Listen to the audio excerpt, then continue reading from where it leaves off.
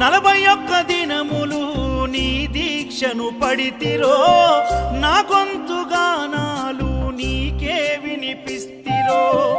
అన్ని వదిలి నేను నీ పూజలు చేస్తిరో, నన్ను నేను మరచి నీ సేవలో ఉంటిరో.